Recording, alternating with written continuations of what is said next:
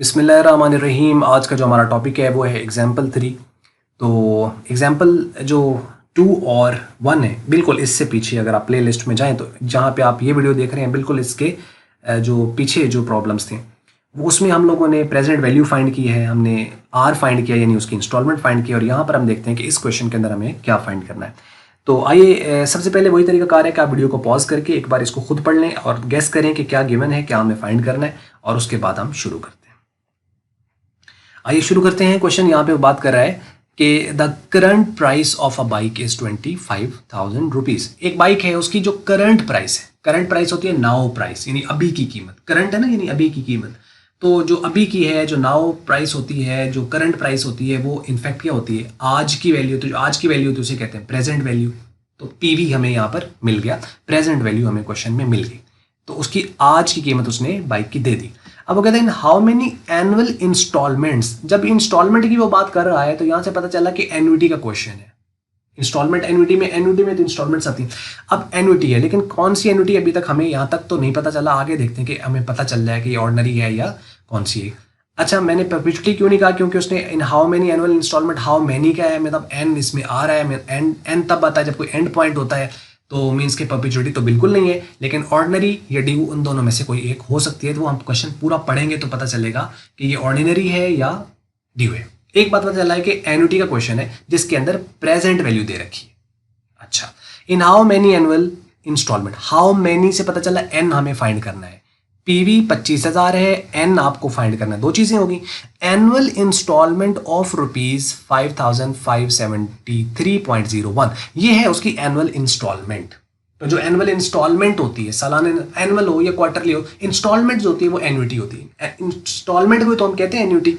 जो इसकी regular payment होती है खास पर्टिकुलर पीरियड के ऊपर, चाहे वो मंथली हो, चाहे वो सेमी एनुअली हो, चाहे क्वार्टरली हो या ईयरली हो, तो ये आपके पास जो है ना इसकी इंस्टॉलमेंट बन रही है। तो मतलब ये एन्युटी है। तो एन्युटी को हम फॉर्मूला में किसे रिप्रेजेंट कर रहे हैं, आर से। तो ये हमें आर भी मिल गया, पी भी है, आर भी है, एन वैसे फाइंड करना। तीन चीजें आ गई, एक चीज रह गई और वो है आई। चार ही चीजें हैं एन्युटी के फॉर्मूलाज के अंदर, और वो आई है जो कि रेट ऑफ, वो भी आपको गिवन है। कहता है एट द रेट ऑफ 9%, ठीक है, एट 9% रेट ऑफ इंटरेस्ट, और कंपाउंडेड ईयरली है। इसके साथ कुछ मेंशन नहीं है पर एनम वगैरह, तो मतलब ये सालाना ही होगा। तो रेट भी मिल गया, और चूंकि कंपाउंडेड भी ईयरली ही करना है और ये रेट सालाना है, तो आपका जो एन निकलेगा वो भी साल में ही निकलेगा, जो वो कहता है इन हाउ मेनी एनुअल्स। तो एन आपको वैसे फाइंड करना है, आई भी है, आर भी है, पी वी भी है, प्रेजेंट वैल्यू भी है। तो हम फॉर्मूला तो प्रेजेंट वैल्यू का ही यूज करेंगे, ये बात तो तय है, क्योंकि प्रेजेंट वैल्यू गिवन है तो फॉर्मूला तो प्रेजेंट वैल्यू का ही यूज होना है। लेकिन अब ये नहीं पता कि ऑर्डिनरी का यूज होना है या ड्यू का यूज होना है। अभी क्वेश्चन पड़ा हुआ है, आगे हम पढ़ते हैं इसको। अच्छा, ताकि हमें पता चल जाए कि ये ऑर्डिनरी का है या ड्यू, बस ये पता चले तो उसके बाद फार्मूला पुट करना है, वैल्यूज पुट करनी है और आंसर लेना है, दैट्स इट। अच्छा, अब वो कहते थे amount will be finally paid. ये तो उसने पूछ के खत्म कर दिया, तो कुछ पता नहीं चला। देखो 9% रेट ऑफ इंटरेस्ट जब वो कंपाउंडेड अगर ईयरली हो तो कहता है कि the amount will be finally paid. ये यहां से है कि कितने सालों में, सालों से मुराद यानी वो अब समझ रहे ना कौन से साल है, ईयर की बात हो रहा है। तो यानी कितने साल के अंदर, हाउ मेनी ईयर्स, तो इसके अंदर अगर इतनी सालाना इंस्टॉलमेंट हम पे करते रहे इस इंटरेस्ट रेट के ऊपर, तो कितने सालों में ये अमाउंट सारी की सारी पे हो जाएगी, सारी की सारी पे हो जाएगी। मतलब आज आपने कार ली है, इनफैक्ट असल में वो ये कहना चाहता है, कार नहीं बाइक ली है, तो बाइक जो है उसने 25,000 रुपए की ली, 25,000, ठीक है, आज उसकी वैल्यू वर्थ है 25,000 उसकी वैल्यू है। अब इसकी इंस्टॉलमेंट जाएगी, जब इसकी इंस्टॉलमेंट जानी है तो इसका मतलब ये है कि इंस्टॉलमेंट कितनी जानी है, 5,573 रुपए तकरीबन इसकी इंस्टॉलमेंट जानी है, और 9% इसके ऊपर रेट ऑफ इंटरेस्ट भी है। वो अनपेड अमाउंट पे लाजमी बात होता रहता है, जितनी पेमेंट करते जाओगे वो निकलती जाएगी, बाकी पर इंटरेस्ट आता जाएगा, वो तो फॉर्मूला में ऑटोमेटिकली एडजस्टेड होता है नहीं हो। तो एन आपको फाइंड करना है। आज आके क्वेश्चन को अब हम 2 बार पढ़ लें, 3 बार पढ़ लें, या 5 बार पढ़ लें, या 10 बार पढ़ लें, एक चीज़ इसमें हमें अभी भी क्लियर नहीं हो पा रही, और वो है कि आखिर इसकी जो ये इंस्टॉलमेंट जा रही है ये एंड पे जा रही है या स्टार्ट पे जा रही है, शुरू की है या एंड पे, ये अभी तक पता नहीं चला। अब हम यहाँ पे क्या करें, तो ये इस वाले क्वेश्चन को, ऐसे क्वेश्चन को जहां पे आपको इंस्टॉलमेंट की या एन्युटी का ये पता ना दिया गया हो क्वेश्चन के अंदर, क्वेश्चन इसे हम क्वेश्चन कहते हैं क्वेश्चन साइलेंट है। क्वेश्चन जो है वो साइलेंट है। तो अगर क्वेश्चन साइलेंट हो और ये पता ना चल रहा हो कि ये ऑर्डिनरी एन्युटी है या एन्युटी ड्यू है, और आपको अब फॉर्मूला तो कोई ना कोई लगाना है, प्रेजेंट वैल्यू का है तो प्रेजेंट वैल्यू का लगेगा, फ्यूचर है तो फ्यूचर वैल्यू का लगेगा, लेकिन कौन सी एन्युटी का लगेगा, तो आंसर ये होता है कि उसे हमने ऑर्डिनरी एन्युटी कंसिडर करना होता है। यानी क्वेश्चन अगर साइलेंट है, नहीं पता चला, तो आपको ऑर्डिनरी एन्युटी कंसिडर करके उसको लेके चला। यानी पेमेंट यूजुअली जो है हम कर रहे हैं वो एट द एंड कर रहे हैं, at the end of the year, at the end of the semi-annual, at the end of the quarter, at the end of the month, whatever the period or whatever the interval is given in the question.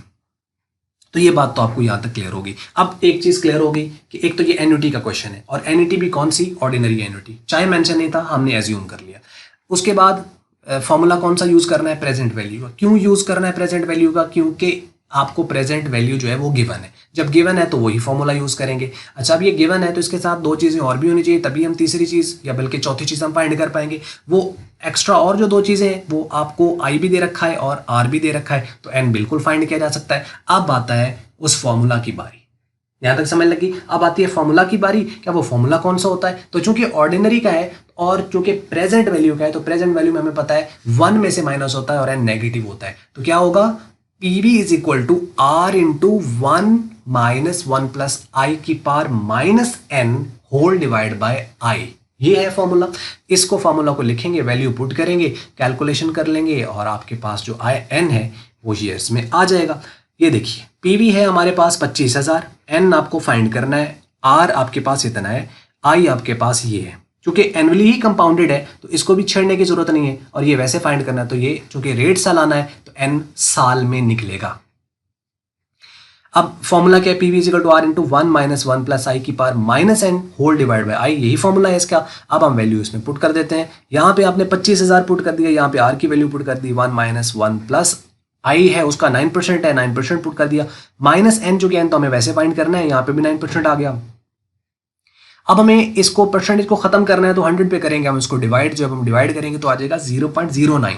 जब ये 1 में add होगा तो 1.09 आ जाएगा, और इस कि हम पार कैलकुलेट कर नहीं सकते तो एज इट इज यही चलेगा। तो इसका अंदर ये जो इधर मल्टीप्लाई है ये उधर जाके डिवाइड हो जाएगा। ये इधर मल्टीप्लाई था ना यहाँ पे, तो ये देखें इक्वेशन की इस तरफ चला गया, तो यानी 25,000 को ये वाली वैल्यू डिवाइड कर देगी, तो ये उधर चला गया। अभी जब ये है तो अब इसमें ये जो होल डिवाइड कर रहा है, होल चूंकि डिवाइड कर रहा है तो इसका अंदर ये भी शिफ्ट हो सकता है। इसको डिवाइड करने से आंसर आ रहा है 4.4859। ये इधर डिवाइड है, उधर जाके क्या हो जाएगा, मल्टीप्लाई, इधर बच जाएगा 1 माइनस, और ये 1.09 हो जो उसकी पावर n है। अब ये इधर माइनस का है और वो आपके पास उधर वो वैल्यू है, इसको हम उस तरफ ले जाते हैं, उसको हम इधर ले आते हैं। डन। तो अब क्या होगा, ये 1 में से ये वाला जो ये कैलकुलेट होकर आएगा 0.4037, ये इधर आके माइनस हो जाएगा और ये उधर आके प्लस हो जाएगा। तो ये अब 1 में से इसको माइनस करें तो 0.5963 आ रहा है, और अब है यहाँ पे, अब जब नेगेटिव, अब n है ना, चाहे पॉजिटिव हो चाहे नेगेटिव हो, एज अ पार के तौर पर आ गया। तो जब ऐसी सिचुएशन बन जाए कि बेस कांस्टेंट हो और दोनों तरफ, और n जो है वो आपके पास वेरिएबल की फॉर्म में हो, तो हम log ले सकते हैं, क्योंकि log की प्रॉपर्टी ये है कि जब आप log लेंगे तो वो n log से पहले आ जाता है एज अ प्रोडक्ट। तो हम क्या करेंगे, taking log on the both side, आप log लोगे इसके तरफ तो आपका इसका भी log आ जाएगा, इसका भी आ जाएगा, तो ये n इस log से पहले एज अ प्रोडक्ट के तौर पर आ जाएगा। इसका भी log, इसका भी log, इसका log कैलकुलेट करें तो ये आता है 1.08 का log ये, और 0.5963 का आता है ये। अब ये माइनस में आ रहा है, ये भी माइनस में था, n माइनस में था ना, इससे पूरा माइनस में पहले आया, तो ये माइनस इस माइनस से जाएगा कट, और ये इधर मल्टीप्लाई उधर जाके करेगा डिवाइड, तो डिवाइड करें तो 6.72 ईयर्स बनते हैं। ये आपका आंसर है, यानी 6 साल और 72.72 ऊपर भी हैं, ये भी ईयर्स में। अच्छा, यहाँ पे ना बाज़ दफ़ा कुछ आंसर कुछ किताबों में इस तरह दिए होते हैं, वो मंथ्स में ले जाता है, तो आप इसको चाहो तो आप इसको मंथ में भी शो कर सकते हो। अब चूंकि आपको पता है कि ये है, सपोज करो मैं ये 6 है तो इसको मैं मंथ्स में लेके जाना चाहूँ, तो उसको एक साल में कितने महीने होते हैं, 12, तो मैं क्या करूँगा, 12 से मल्टीप्लाई कर दूंगा, तो ये किस में चला जाएगा, मंथ में। तो ये तो पूरे साल है तो इसको चलो साल ही आप रहने दो। आप ये कर सकते हो कि जो 7.72 है उसको आप मंथ्स में चाहो तो कन्वर्ट कर सकते हो। कैसे कि 0.72 को हम मल्टीप्लाई कर देंगे 12 के साथ, ये बनेगा तकरीबन 8 महीने, तो मतलब 6 साल 8 महीने। अब ऊपर ये जो 0.4 है ये फिर डेज है। अब आपको पता है कि स्टैंडर्ड चले हम जी, अब ये 0.64 है, इसको 0.64 है तो इसका मतलब ये हुआ कि इसको हम चले स्टैंडर्ड 30 डेज होते हैं एक महीने में, तो हम क्या करेंगे इसको 30 से मल्टीप्लाई कर देते हैं तो तकरीबन 19 दिन बन जाएंगे। अब 19 दिन और आगे 0.2 आ रहा है, वो फिर आगे फिर आप घंटों में ले जाएं, फिर आगे मिनटों में ले जाएं, चाहे सेकंडों में ले जाएं, ऐसा होता नहीं है। लेकिन चलो ये है किस तरीके से आप उसको चाहो तो आप ऐसा भी ला सकते हो। तो मतलब तकरीबन, अब मुझे पता नहीं वैल्यू याद है या नहीं, 6 साल और पता नहीं कितना पीछे आया था, कुछ महीने थे और उसके बाद इतने दिन।